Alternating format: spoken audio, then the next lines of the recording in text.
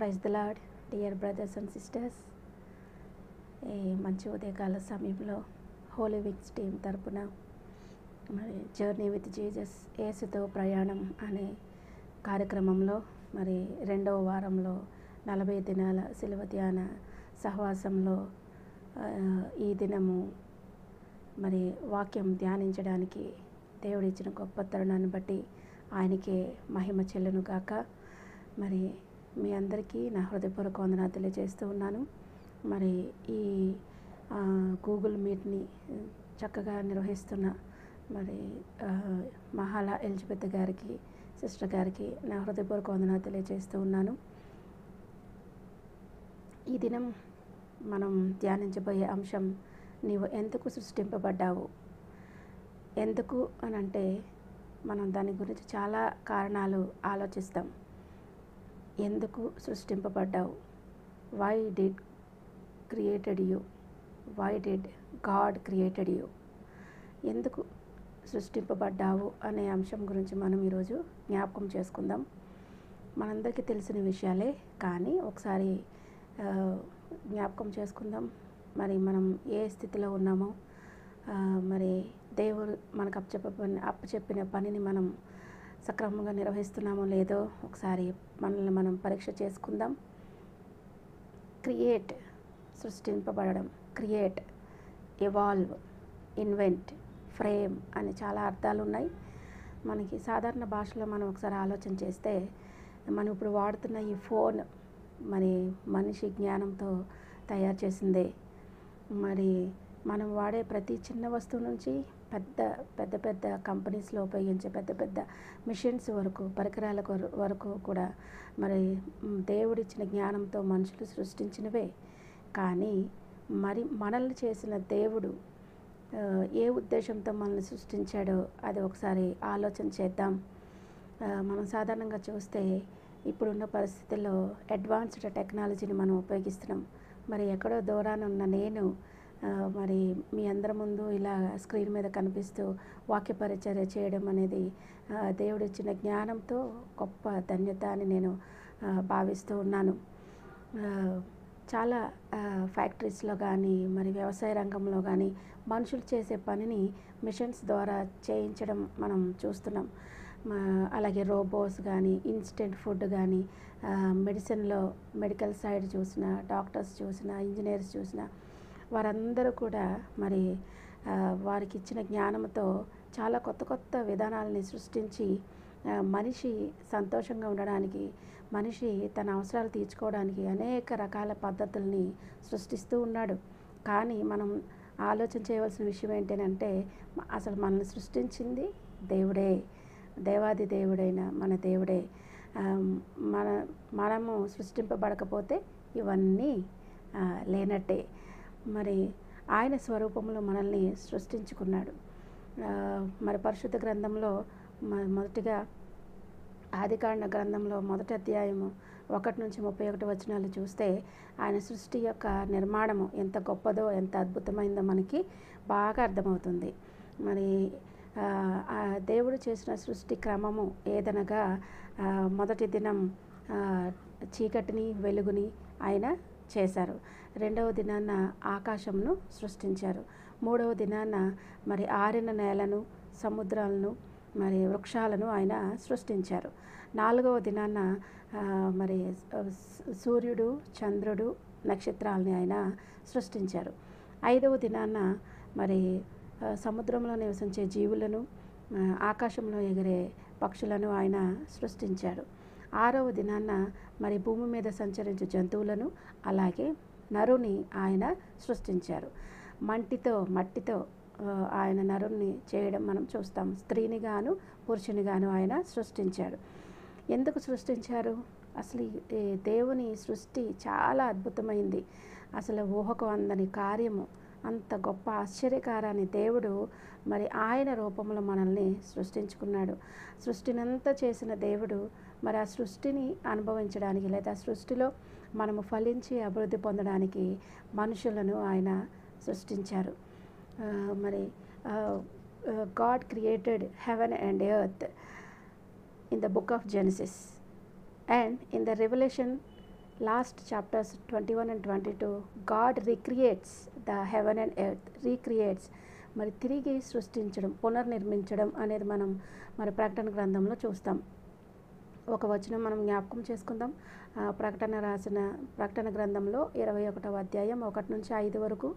అంతటా నేను క్రొత్త ఆకాశమును క్రొత్త భూమిని చూచితిని. మొదటి ఆకాశము మొదటి భూమి గతించిపోయింది, సముద్రమును ఇక లేదు. నూతనమైన యెరూషలేము గురించి మనం అక్కడ చూస్తాం. దేవుని నివాసం మనుషులతో కూడా ఉన్నది. వారి కన్నుల ప్రతి బాష్ప బిందువును తుడిచివేయును. ఇదిగో సమస్తమును నూతనమైనవిగా చేయుచున్నానని చెప్పాను. మరి రాబోయే దినాల్లో రెండవ రాకడలో దేవుడు మరి నూతనమైన భూమిని, నూతనమైన ఆకాశాన్ని సృష్టించాలని మరి సిద్ధంగా ఉన్నారు. దానికి కూడా మనం సిద్ధపాటు కలిగి ఉండాలి.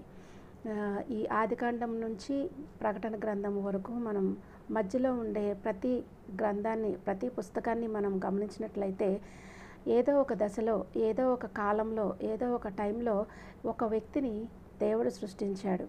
ఉదాహరణకి మరి ఆదాము అవ్వల తర్వాత నోవాహుని దేవుడు సృష్టించాడు. నోవాహు ద్వారా ఒక గొప్ప కార్యాన్ని అక్కడ మనం చూస్తాం. మరి ఓడలో మరి దేవుని మాటకు లోబడి ఓడను కట్టి ఓడలో తన కుటుంబం అంతా రక్షింపబడడానికి దేవుడు నోవాహుని సృష్టించాడు. అలాగే మనం అబ్రహాముని చూస్తాం. అబ్రహాముని దేవుడు ఎన్నుకున్నాడు. అన్యుడైన అబ్రహాముని దేవుడు ఎన్నుకున్నాడు. అంటే దేవుడు అబ్రహాం ద్వారా గొప్ప కార్యాలు చేయడానికి, ఆయన మనకి మాదిరిగా ఉంచడానికి ఆయనను సృష్టించారు. అలాగే మనం దానియేలుని చూస్తాం, మోషేని చూస్తాం, మరి దావీదుని చూస్తాం, యోబును చూస్తాం. వీరందరి గురించి మనం ఆలోచన చేసినట్లయితే యోసేపుని చూస్తాం. మరి వీరి జీవిత విధానం అంతా మనం ఆలోచన చేస్తే ఒక చరిత్రలాగా, ఒక నిజమైన సంఘటనలాగా మరి మనకు ఒక మాదిరికరమైన జీవితాన్ని ఈ భక్తులైన జీవితాలు మనకి సృష్టింపబడ్డాయి, దేవుని చేత సృష్టింపబడ్డాయి. ప్రతి వ్యక్తి ఎందుకు సృష్టింపబడ్డాడు అని అంటే దానిలో దేవుని యొక్క ప్రణాళిక ఏదో ఉంది. మరి దేవుడు మనం సృష్టించాడు అని అంటే ఆయన ఉద్దేశం ఏంటో మనం గ్రహించి ఆయన మాటకు లోబడి జీవించాలి అనేది మనం ఈరోజు జ్ఞాపకం చేసుకుంటాం. దేవుడు ఎందుకు మనల్ని సృష్టించాడు అని అంటే మొదటిగా మనము ధ్యానించవలసిన విషయం ఏంటంటే ఫర్ హిజ్ ప్లెజర్. దేవుడు మరి మానవుని తన సొంత రూపంలో, అంటే స్వకీయ రూపంలో, స్వరూపమందు నరుని సృష్టించారు అని మనం ఆదికాండ గ్రంథంలో మొదటి అధ్యాయం 26 నుంచి 28 వచనాలు చూస్తే అక్కడ స్పష్టంగా రాయబడి ఉంది. ఆయన తన స్వరూపమందు నరుని సృష్టించెను, పురుషునిగాను స్త్రీనిగాను సృష్టించెను అని రాయబడి ఉంది. మరి ఇక్కడ మనం చూస్తే ఆయన మనల్ని చూసి ఆనందించడానికి ఆయన ఇష్టపడుతున్నాడు. అందుకే మనల్ని సృష్టించాడు. ఒక వచనం జ్ఞాపకం చేసుకుందాం. కొలసీలకు రాసిన పత్రిక 1వ అధ్యాయం 16 నుంచి 20 వచనాల వరకు కొన్ని విషయాలు అక్కడ రాయబడి ఉన్నాయి. ఆకాశమందున్నవియు భూమి అందున్నవియు అవి సింహాసనములైనను, ప్రభుత్వములైనను, ప్రధానులైనను, అధికారులైనను సర్వమును ఆయన యందు సృజింపబడెను. అన్నింటికంటే ముందున్నవాడు ఆయనే సమస్తమునకు ఆధారభూతుడు. సంఘము అను శరీరమునకు ఆయనే శిరస్సు. అన్నిటిలో ప్రాముఖ్యం కలుగుటకు మృతులలో నుండి లేచి శిలువ రక్తము చేత సంధి చేసి భూలోకమందున్నవైనను పరలోకమందున్నవైనను వాటన్నిటినీ తనతో సమాధానపరచుకొనవలనని తండ్రి అభిష్టమాయను. మరి అధికారులైనా, ప్రధానులైనా, ప్రభుత్వాలైనా, ఎవరైనా మరి చిన్న స్థాయి నుంచి పెద్ద స్థాయి వరకు, గొప్పవారైనా పేదవారైనా అందరినీ సృష్టించింది మన దేవుడే. మనల్ని చూసి ఆయన ఆనందించడానికి ఆయన ఇష్టపడుతున్నాడు. అలాగే మనం ఇందాక చదువుకున్న రీతిగా ఆదికాండము 1వ అధ్యాయం 26 నుండి 28 వచనాల్లో ఈ కొన్ని విషయాలు మనకి తెలియబడుతూ ఉన్నాయి. దేవుడు మన స్వరూపమున మన పోలిక చొప్పున నరుల్ని చేయదము అని అనుకున్నాడు. ఆయన అనుకుని వారు ఏం చేస్తారట, నరుల్ని సృష్టిస్తే నరుడు ఏం చేయాలని ఆయన ఉద్దేశం అని అంటే వారు సముద్రపు చేపలను, ఆకాశ పక్షులను, పశువులను, సమస్త భూమిని, భూమి మీద ప్రాకు ప్రతి జంతువును ఏలుదురుగాక. మనం ఈ లోకంలో ఆయన ఇచ్చిన, సృష్టించిన, ఆయన ఆస్వాదించిన అన్నీ మనము సంతోషంగా అనుభవిస్తే, వాటిలో మనం తృప్తి పడితే మనల్ని చూసి ఆయన ఆనందిస్తాను అని చెప్తున్నారు. వారిని ఆశీర్వదించెను. మీరు ఫలించి అభివృద్ధి పొంది విస్తరించి భూమిని నిండించి దానిని లోపరుచుకొనుడి. అంటే భూమిని మనం నిండించి దానిని లోపరుచుకుంటే దేవుడు మనల్ని చూసి ఆనందిస్తాడు. సముద్రపు చేపలను, ఆకాశ పక్షులను, భూమి మీద ప్రాకు ప్రతి జీవిని ఏలుడని వారితో చెప్పాను. మరి ఆదాము అవ్వకి ఎంతో శ్రేష్టమైన భాగ్యం ఇచ్చారు. వారు కష్టపడకుండానే, మరి చెమటోర్చకుండానే మరి దేవుడు అన్నీ సమృద్ధిగా వాళ్లకు అనుగ్రహించారు. మరి ఆదాము అవ్వ మరి ఆ ఏదైనా తోటలో చాలా సంతోషంగా ఉంటూ దేవునితో మంచి స్నేహ సంబంధాలు కలిగి ఉండేవారు. ప్రతి సాయంకాలం మరి దేవుడు వచ్చి వారితో మాట్లాడుతూ సంతోషించేవారు, ఆనందించేవారు. అలాంటి పరిస్థితుల్లో మరి ఒకానొక దినమున దేవుడు చేయొద్దన్న పని చేసి పాపము చేయడం వలన, దేవుని మాటను అధిగమించడం వలన వారు దేవుని సంబంధంలోని, దేవుని సహవాసంలోంచి మరి బయటకు వెళ్ళగొట్టబడ్డారు. మనకి వచనాలన్నీ, ఈ పరిస్థితులన్నీ, వాక్యంలో రాయబడిన విషయాలన్నీ మనకు బాగా తెలుసు. మరి మొదటిగా దేవుడు మనల్ని ఎందుకు సృష్టించాడు అని అంటే, మన యందు ఆయన ఆనందించడానికి మనల్ని సృష్టించాడు. ఇంకా ఆయన ఎలా ఆనందిస్తాడు అని అంటే, మరి కీర్తనలు 8వ కీర్తన 5వ చరణంలో ఇలా రాయబడి ఉంది. మహిమ ప్రభావములతో కిరీటము ధరింప చేసి ఉన్నావు. మనం కిరీటం పొందుకుంటే ఆయన చాలా ఆనందిస్తారు. మరి ఒక్క ఆత్మ రక్షింపబడితే పరలోకంలో ఉన్న దేవదూతలు మరి ఎంతగానో ఆనందిస్తాయి, ఎంతగానో దేవుణ్ణి స్తుతిస్తాయి. అటువంటి ధన్యత మనకి ఇవ్వాలని ఆయన మనల్ని సృష్టించాడు. యోహాను సువార్త 15వ అధ్యాయం 14-15 వచనాల్లో ఇలా రాయబడి ఉంది. నేను మీకు ఆజ్ఞాపించిన వాటిని చేసిన ఎడల మీరు నా స్నేహితులై ఉందురు. మనము ఆయన స్నేహితులుగా ఉంటాం. మనం స్నేహితులుగా ఉంటే ఆయన మనల్ని చూసి ఆనందిస్తారు. ప్రకటన గ్రంథం 4వ అధ్యాయం 11వ వచనంలో ఈ విధముగా చెప్పబడి ఉంది. 24 పెద్దలు సాగిలపడి నమస్కారం చేయుచు, నీవు సమస్తమును సృష్టించితివి, నీ చిత్తమును బట్టి అవి ఉండెను. నీవే మహిమ, ఘనత, ప్రభావములు పొందనర్హుడవని చెప్పుచు తమ కిరీటములను ఆ సింహాసనం ఎదుట వేసిరి. మరి ఆయనకే సమస్త మహిమ, ఘనత, ప్రభావము చెందాలని, మరి ఆయన స్వరూపంలో చేసుకున్న మనము ఆయనను నిత్యము గణపరచాలని ఆయన ఆశ. అలా గణపరచగలిగినట్లయితే దేవుడు మనల్ని చూసి ఎంతగానో ఆనందిస్తారు, ఎంతగానో మరి ఆయన సంతోషపడతారు. రెండవ విషయానికి వస్తే, to make relationship with God. దేవునితో మనం సంబంధం కలిగి ఉండడానికి ఆయన మనల్ని సృష్టించాడు. మొదటిగా ఆయన ఆనందిస్తాడు.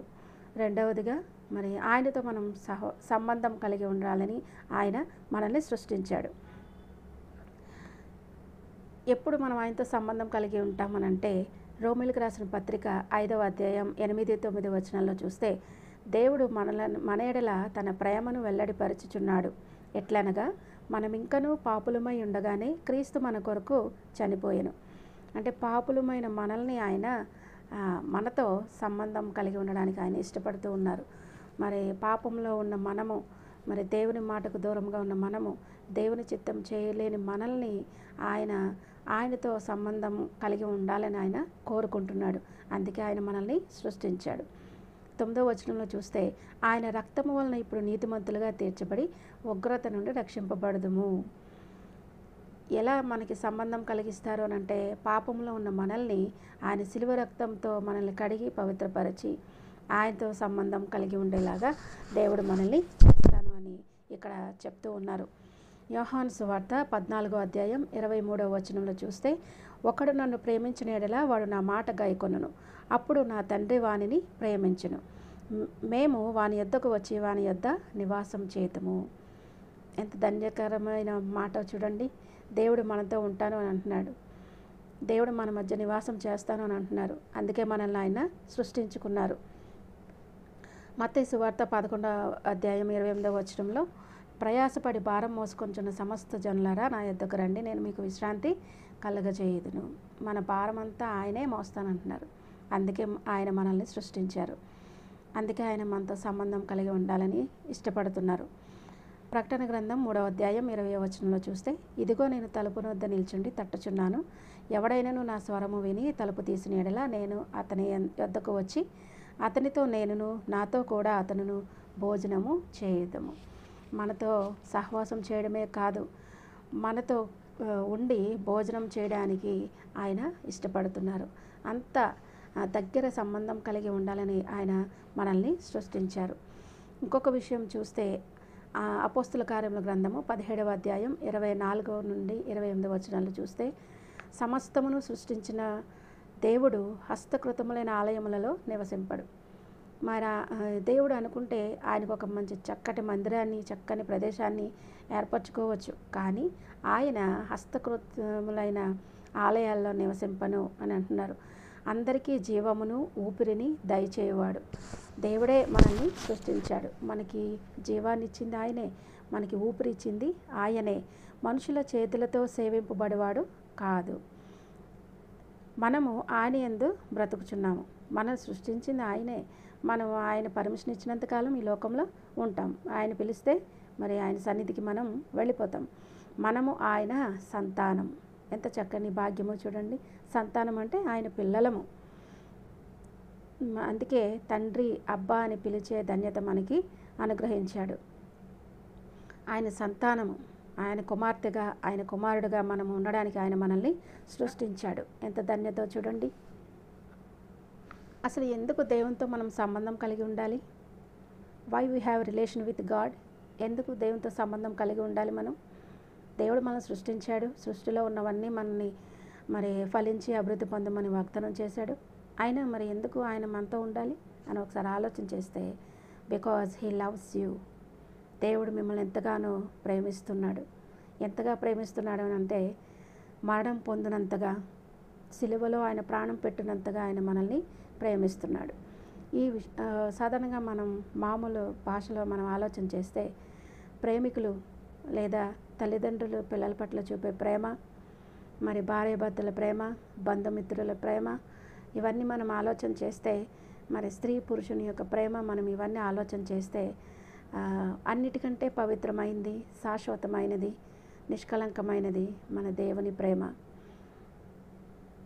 ఆ ప్రేమ నుండి ఎవడు మనల్ని ఎడబాపలేడు. మరి అలాంటి ప్రేమను మనం పొందిన వారముగా ఉండాలి అనే ఆయన మనతో సంబంధం కలిగి ఉన్నారు. ఎంతగా ప్రేమించారు అని అంటే, మరి ఒకసారి దావీదు కీర్తనలో 139వ కీర్తన 1 నుంచి 18 చరణాల్లో ఇలా చెప్పబడి ఉంది. నన్ను పరిశోధించి తెలుసుకొని ఉన్నావు, కూర్చుండుట లేచుట నీకు తెలియను.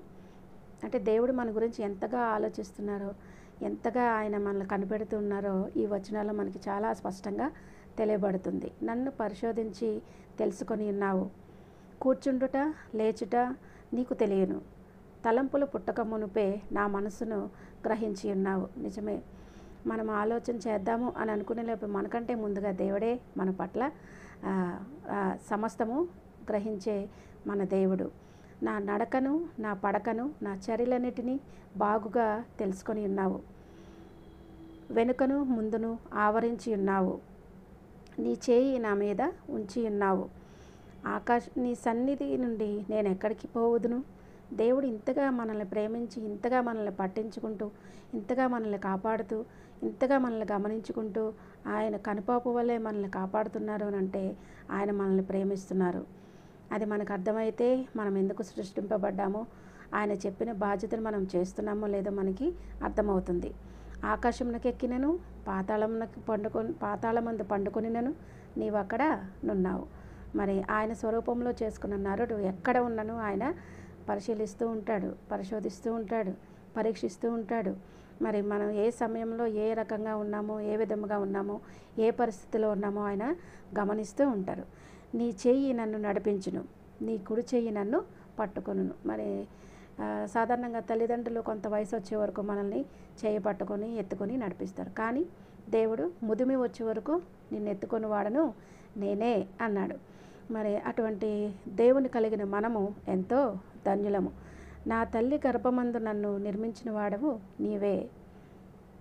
మనల్ని సృష్టించింది దేవుడే. తల్లి గర్భంలో మనం మగవాళ్ళగా పుట్టాలా, ఆడదానిగా పుట్టాలా అనేది నిర్ణయించేది మన దేవుడే. నేను పిండమునై ఉండగా నీ కన్నులు నన్ను చూచెను. నేను ఎలా ఉన్నానో లోపల, మరి ఇప్పుడంటే స్కానింగ్లు అన్నీ వచ్చి చూస్తున్నారు, కానీ దానికంటే ముందుగానే దేవుడు మనల్ని చూశాడు. పిండముగా ఉండగానే ఆయన కన్నులు మనల్ని చూస్తున్నాయి అంటే అంతగా మనల్ని ప్రేమించాడు. నా దినములన్నీ నీ గ్రంథములో లిఖితములాయను. నా దినములన్నీ నీ గ్రంథంలో లిఖించబడినవి. అంటే నేను పుట్టిన తర్వాత మరి వయసు పెరిగే కొద్దీ ఎలా ఉంటానో, ఏం చేస్తానో అవన్నీ ఆయన గ్రంథంలో లిఖింపబడ్డాయి. దేవా, నీ తలంపులు నాకు ఎంత ప్రియమైనవి. మరి దేవుడు మన పట్ల ఆలోచించిన ఆలోచన విధానం కానీ, ఆయన చేసే ఆశ్చర్యకార్యాలు కానీ మనకి ఎంత దావీదు అంటున్నాడు, ఎంత ప్రియమైనవి అని. మనం కూడా ఆయన ప్రేమను అర్థం చేసుకోగలిగితే ఆయన కార్యాలు మనకి అర్థమవుతాయి. వాటిని లెక్కించేదని అనుకుంటున్నా అవి ఇసుక కంటే లెక్కకు ఎక్కువైనవి. మరి ఆయన కార్యాలు, ఆయన క్రియలు, ఆయన ఆశ్చర్య కార్యాలు, అద్భుత కార్యాలు మన పట్ల చేసిన ప్రతి విషయము, ప్రతి చిన్నది పెద్దది మనం లెక్కించాలని మనం అనుకుంటే, ఆలోచన చేస్తే అవి ఇసుక కంటే లెక్కకు మించినవిగా ఉంటాయి.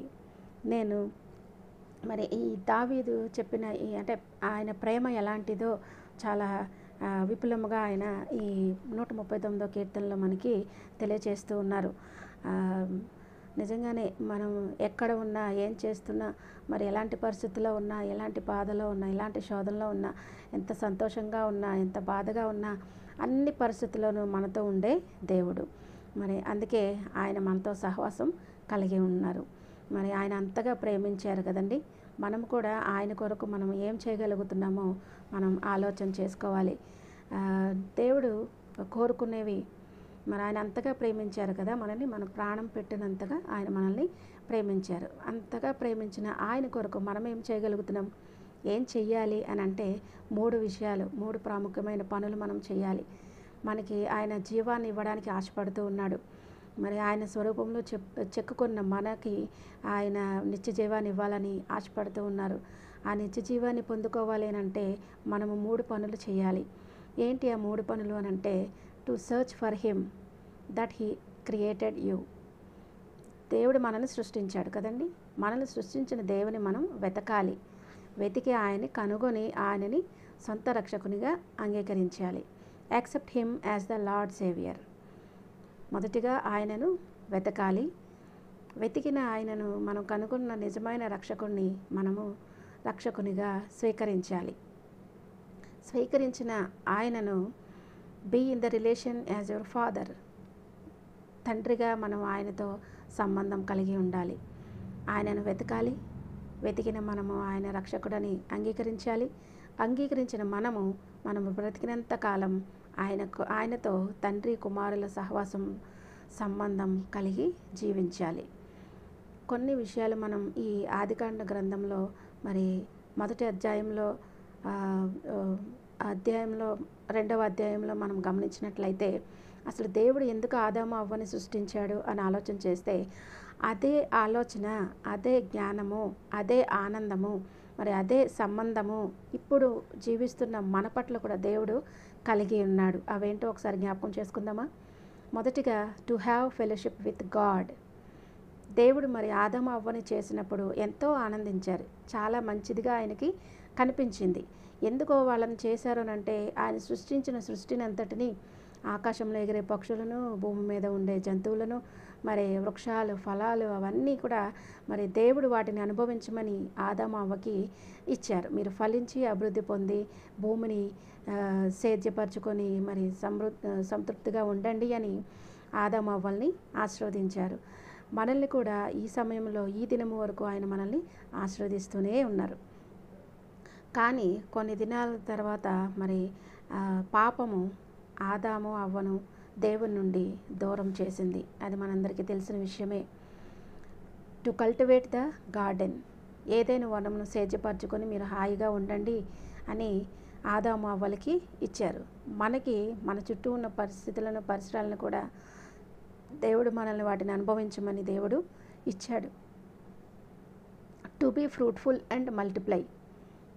To be fruitful and multiply.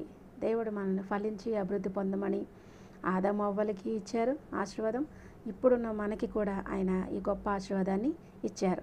To rule over the earth and all that is in it. మరి భూమిలో ఉన్న సమస్తమును లోపరుచుకొని సంతృప్తిగా ఉండండి అని మనల్ని ఆశీర్వదించారు. To worship and glorify his name. దేవుణ్ణి మనకు అన్ని సమృద్ధిగా ఇచ్చిన దేవుణ్ణి మనం మర్చిపోకూడదు. ఆయనను ఆరాధించాలి, ఆయనను ఘనపరచాలి, ఆయనను మహిమపరచాలి. ఆయన నామాన్ని మరి ఉన్నతంగా మనము మనము మేలుకై దేవుని నామాన్ని ఘనపరచాలి అని చెప్తూ ఉన్నారు. To serve him. మనం ఆయన సేవను చేయాలి, ఆయన కొరకు పని చేయాలి. To bring others to him. దేవుడు మనల్ని ఎందుకు సృష్టించాడు, మనకి ఎందుకు ఈ భాగ్యాన్ని ఇచ్చాడు అని అంటే ఆయన కొరకు, ఆయన దగ్గరికి అనేక మందిని మనం తీసుకుని రావాలి. టు హ్యావ్ పర్పస్ అంటే ఉద్దేశం, మంచి ఉద్దేశం కలిగి ఉన్నారు. అలాగే టు హ్యావ్ ఎ ప్లాన్, ఒక ప్రణాళిక ఆయన కలిగి ఉన్నాడు. ఆయన ప్రణాళిక ఏంటో, ఆయన ఉద్దేశం ఏంటో కొన్ని వచనాలు మనం జ్ఞాపకం చేసుకుందాం. God has a purpose of creating us. దేవుడు ఏదో ఒక మంచి ఉద్దేశంతో మనల్ని సృష్టించాడు, ఒక లక్ష్యంతో ఆయన మనల్ని సృష్టించాడు. ఏంటి ఆ లక్ష్యం అని అంటే, మత్తయి సువార్త 22వ అధ్యాయం 36 నుంచి 40 వచనాలు చూస్తే, నీ పూర్ణ హృదయంతోనూ, నీ పూర్ణ ఆత్మతోనూ, నీ పూర్ణ మనస్సుతోనూ నీ దేవుడైన ప్రభువును ప్రేమింపవలననిదే. మరి మనము మన హృదయముతో, మన మనస్సుతో, మరి మన ఆత్మతో ఆయనను ప్రేమించాలి. దేవుడు మనల్ని ప్రేమించాడు, మనము కూడా ఆయనను ప్రేమించాలి. మరి ఆయన యొక్క ఉద్దేశం ఏంటంటే మనము ఆయనను ప్రేమించాలి. ఎలా ప్రేమించాలి? పూర్ణ హృదయముతో, పూర్ణ ఆత్మతో, పూర్ణ మనస్సుతో ఆయనను మనం ప్రేమించాలి. రెండవ విషయానికి వస్తే, మత్తయి సువార్త 28వ అధ్యాయం 18 నుంచి 20 వచనాలు చూస్తే, సమస్త జనులను శిష్యులుగా చేయాలి. దేవుడు మనల్ని ఎందుకు సృష్టించాడు, లేదా ఆయన యొక్క ఉద్దేశం ఏంటంటే, మరి లోకంలో ఉండే అనేక మందిని మనం ఆయన శిష్యులుగా చెయ్యాలి అనే బాధ్యత మనకి ఇచ్చారు. తండ్రి, కుమార, పరిశుద్ధాత్మ నామంలో వారికి బాప్తిస్మం ఇవ్వాలి, శిష్యులుగా చేయాలి. శిష్యులుగా మారిన వారికి బాప్తిస్మం ఇవ్వాలి. ఏ ఏ సంగతులను ఆజ్ఞాపించుతున్నో వాటన్నిటినీ గైకొనవలెనని వారికి బోధించాలి. మరి వారికి బోధించడానికి, శిష్యులుగా చేయడానికి, బాప్తిస్మం ఇవ్వడానికి మరి దేవుడు ఈ లోకంలో కొంతమందిని ఆయన సృష్టించారు. అలాగే మరి తీతుకు రాసిన పత్రికలో 1వ అధ్యాయం 5 నుంచి 9 వచనాల్లో చాలా స్పష్టంగా రాయబడి ఉంది. ఆయన యొక్క ఉద్దేశం ఎలాంటిది, ఎలా ఉండకూడదు, ఎలా ఉండాలి. ఆయన స్వరూపమందు, తన స్వరూపమందు నిర్మించుకున్న నరుడు ఎలా ఉండకూడదు అంటే, ఏ లక్షణాలు ఉండకూడదు, ఎలా ఉండాలి అని ఆయన ఆశపడుతున్నాడో ఒకసారి చూద్దాం. తీతుకు రాసిన పత్రిక 1వ అధ్యాయం 5 నుంచి 9 వచనాలు. స్వేచ్ఛాపరుడును, ముక్కోపియు, మద్యపానియు, కొట్టువాడును, దుర్లాభం అపేక్షించువాడును కాక ఎలా ఉండకూడదు అని అంటే, స్వేచ్ఛాపరుడు, ముక్కోపి, మద్యపానియు, కొట్టువాడును, దుర్లాభం అపేక్షించువాడును కాక ఎలా ఉండాలి మరి అని అంటే, కింద వచనాల్లో ఉంది. అతిథి ప్రియుడును, సజ్జన ప్రియుడును, స్వస్థబుద్ధి గలవాడును, నీతిమంతుడును, పవిత్రుడును, ఆశా నిగ్రహము గలవాడై ఉండి జనులను హెచ్చరించుటకును, ఎదురాడు వారి మాటను ఖండించుటకును శక్తి గలవాడగునట్లు ఉపదేశమును అనుసరించి నమ్మదగిన బోధను గట్టిగా చేపట్టుకొని వాడునై ఉండవలెను. ఏ లక్షణాలు మనం కలిగి ఉండాలి, ఎలాంటి స్వభావం మనం కలిగి ఉండాలో దేవుడు ఇక్కడ చాలా స్పష్టంగా తీతుకు రాసిన పత్రికలో మరి తెలియచేస్తూ ఉన్నాడు. అలాంటి మంచి లక్షణాలు మనం కలిగి ఉంటే ఆయన ఉద్దేశం మన పట్ల నెరవేరుతుంది. ఆయన స్వరూపంలో చేసుకున్న మన పట్ల ఆయన లక్ష్యము మనం చేరగలం. అలాగే 1 కొరింథీయులకు రాసిన పత్రిక 7వ అధ్యాయం 8వ వచనం చూస్తే, నావలే ఉండుట వారికి మేలని. ఎలా ఉండాలని కోరుకుంటున్నాడు ఆయన? ఎలా ఉండాలని ఆయన మనల్ని సృష్టించాడు అని అంటే ఆయన ఉద్దేశం ఏంటంటే ఆయన వలె మనం ఉండాలి.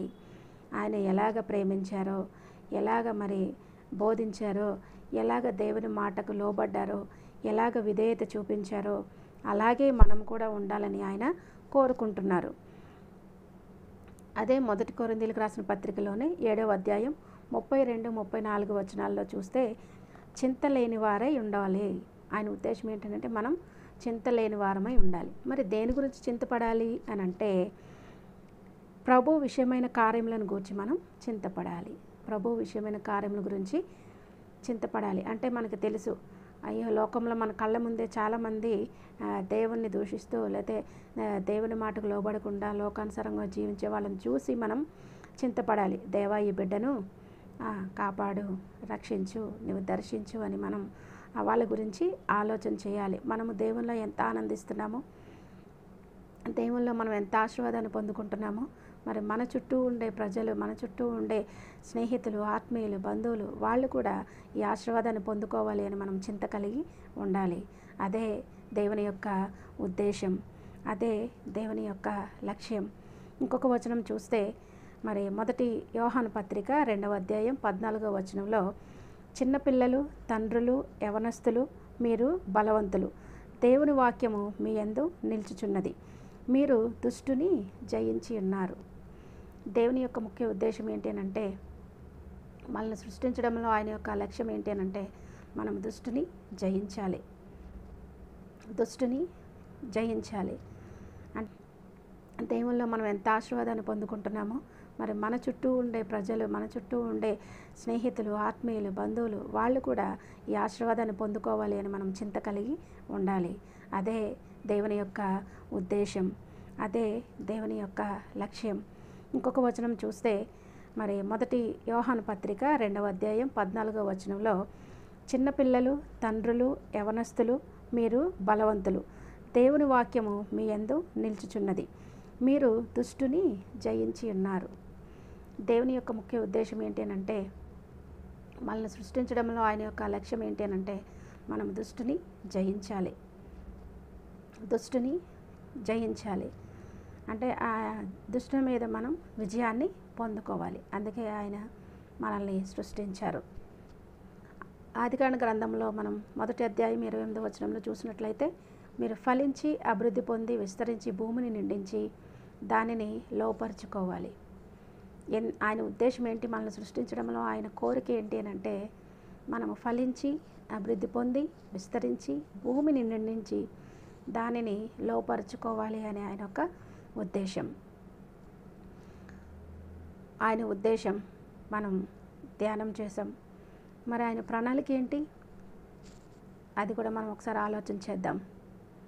ఆయన ప్రణాళిక ఏంటి మన పట్ల, ఆయన పథకం ఏంటి అనేది ఒకసారి ఆలోచన చేస్తే రోమీయులకు రాసిన పత్రిక 8వ అధ్యాయం 28వ వచనం చూస్తే దేవుని ప్రేమించు వారికి అనగా ఆయన సంకల్పం చొప్పున పిలువబడిన వారికి మేలు కలుగుటకై సమస్తమును సమకూడి జరుగుచున్నవి అని ఎరుగుదుము.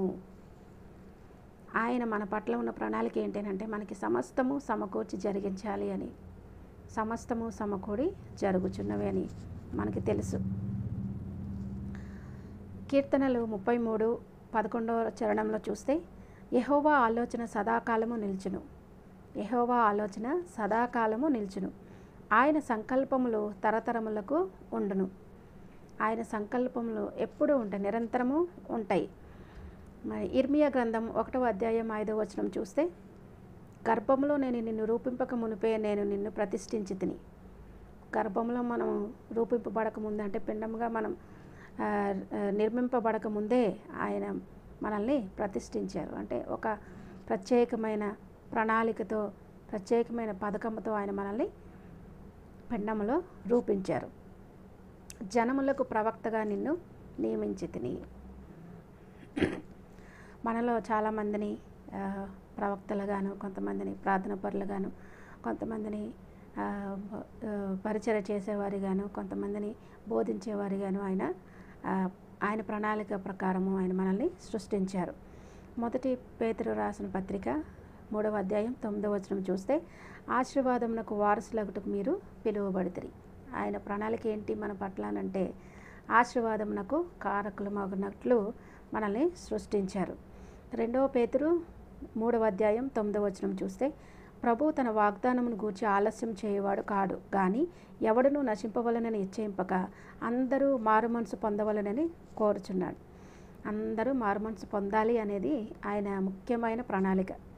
ఈ లోకంలో ఆయన స్వరూపంలో సృష్టించుకున్న మనము, మరి కుమారులుగా కుమార్తెలుగా సృష్టింపబడిన మనము అందరూ మారుమనసు పొందాలని ఆయన యొక్క ప్రణాళిక, ఆయన యొక్క పథకము. కీర్తనలు 32వ కీర్తన 8వ చరణంలో, నీకు ఉపదేశం చేసెదను, నీవు నడవలసిన మార్గమును నీకు బోధించెదను, నీ మీద దృష్టి ఉంచి నీకు ఆలోచన చెప్పెదను. నీ మీద దృష్టి ఉంచి నీకు ఆలోచన చెప్పేదను అంటే మనల్ని పుట్టించినవాడు దేవుడే, మనల్ని సృష్టించినవాడు దేవుడే, మన తలంపులో పుట్టక ముందే సమస్తమును గ్రహించే దేవుడు ఆయనే. పిండముగా రూపింపబడక ముందే మనం ఎలా ఉంటామో ఏం చేస్తామో అని తెలుసుకున్నవాడు ఆయనే. అందుకే ఆయనే మనకి ఉపదేశం చేస్తాడు. ఆయనే మనం ఏ మార్గంలో నడవాలో మనకి తెలియచేస్తారు. మరి మన మీద దృష్టి ఉంచి మనకి మంచి ఆలోచన చెప్తారు. అదే ఆయన యొక్క ప్రణాళిక, అదే గాడ్స్ ప్లాన్ అని మనం గ్రహించాలి. మరి సామెతల గ్రంథం 3వ అధ్యాయం 5, 6 వచనాల్లో చూస్తే, నీ పూర్ణ హృదయముతో యెహోవా యందు నమ్మిక ఉంచుము. సగం కాదండి, సగం లోకానుసారంగా లేకపోతే సగం నాకు ఇష్టం వచ్చినట్టు సగం దేవునికి నచ్చినట్టు మనం ఉండకూడదు. పూర్ణ హృదయముతో అంటే కంప్లీట్గా యెహోవా యందు మనం నమ్మిక ఉంచాలి, యెహోవాను మనం నమ్ముకోవాలి. నీ ప్రవర్తన అంతటి యందు ఆయన అధికారమునకు ఒప్పుకొనుము. మన ప్రవర్తన అంతా కూడా మరి ఆయన అధికారం కంటే ఆయన మాటకు లోబడి మనం జీవించాలి అనేది ఆయన ప్రణాళిక.